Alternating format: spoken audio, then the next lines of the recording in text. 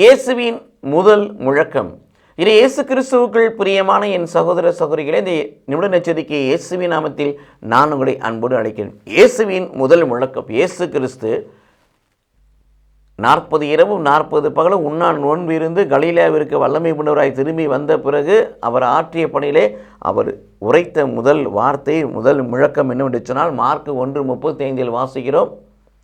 மனம் திரும்பி நற்செய்தியை நம்புங்கள், காலம் நிறைவேறிவிட்டது என்று சொன்னார். ஏன்னா அவர் வந்துட்டார். மனம் திரும்புங்கள் என்று சொன்னார். என்னால் மன்னிப்பதற்கு அவர் நிற்கிறார். இறையாட்சி நெருங்கி வந்துவிட்டது என்று சொன்னார். ஏனென்றால் நிறைவானது வருகின்ற பொழுது குறைவானதெல்லாம் மறைய போகுது. 1 கொரிந்தியர் 13:10 பிரகாரம் நோய் நீங்க போகும்போது குருடர்கள் பார்க்க போகிறார்கள், சுடர்கள் கேட்க போகிறார்கள், கூனி நிமிரப் போகிறார்கள், இறந்தவர் உயிர்த்தெழ போகிறார்கள், ஆயனெல்லாம் ஆடலுக்கு ஆயன் கிடைக்க போகிறார், எவையெல்லாம் இல்லை இல்லை இல்லை என்று ஏழாமை என்று இருந்தால் அவையெல்லாம் மறைந்து எல்லாம் நிறைவாக பெறப்போகிற ஒரு காலம் நெருங்கி வந்தபடினால இறையாட்சி நெருங்கி வந்து விட்டதுன்னு சொன்னார்.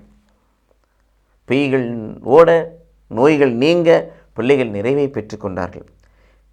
இது இயேசு கிறிஸ்துவுக்குள் பிரியமானவர்களே, எல்லாவற்றுக்கும் மேலாக 1 தீமோத்தேயு 2:4 வாசிப்பது போல எல்லா மக்களும் மீட்கப்பட வேண்டும் என்பதும் எல்லா பிள்ளைகளும் தேவனை அறிகின்ற அறிவை பெற்றுக்கொள்ள வேண்டும் என்பதே கடவுளின் திருவுளமாக இருக்கிறது.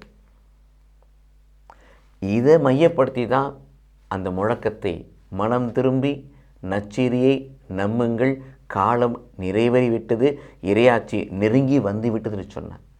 அதே ஒரு யுத்தியை இந்த நாட்களை நாம் கை கொண்டவர்களாக, பணிக்குருவத்தில் இருக்கிற குருக்கள் அவதிவிதமாக பணியை செய்தாலும் பொது குருத்துவத்தில் இருக்கிற நாமும் இறைவனுடைய நற்செய்தியை இந்த உலகத்தை அறிவித்து இறை ஆட்சியை கட்டி எழுப்புகிற பிள்ளைகளாய் மாறுவோம். கடவுள் நம்மை ஆசீர்வதிப்பாராக. ஆமீன்.